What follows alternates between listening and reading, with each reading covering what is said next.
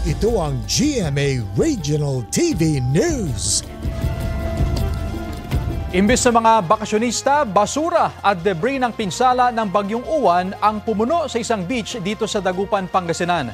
May ulat on the spot si Sandy Salvacio ng GMA Regional TV. Sandy?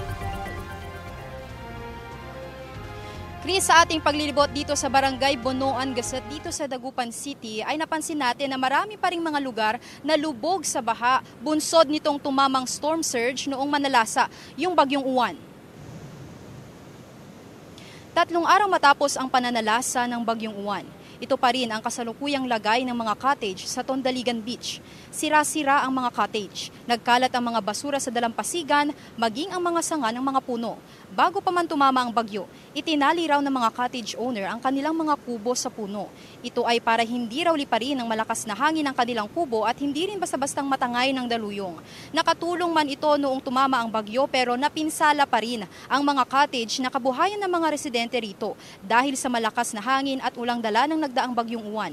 Ang ilang negosyante ilang araw ng abala sa pag-aayos ng kanilang nasirang mga kubo. Pati ang beach tower kung saan nagbabantay ang mga lifeguards sa Tondaligan Beach, pinatumba ng bagyo.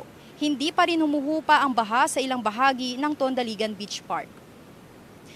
Chris, kung inyong makikita sa aking likuran ay malalakas at matataas pa rin ang hampas ng alon dito sa Tondaligan Beach. Kaya naman ipinagbabawal pa rin ang pamamasyal dito ng mga turista at ng mga residente dito sa Dalampasigan. At kahapon nga, formal nang idineklara ang state of calamity sa buong lalawigan ng Pangasinan dahil sa matinding epekto ng Bagyong Uwan. Ngayon, tinitiyak ng lokal na pamahalaan ang agarang pamamahagi ng relief goods sa mga residenteng naapektuhan nitong Bagyong Uwan. Yan muna ang mga latest na balita mula rito sa Dagupan City, Pangasinan. Ako po si Sandy Salvacio ng GMA Regional TV, nagbabalita para sa GMA Integrated News.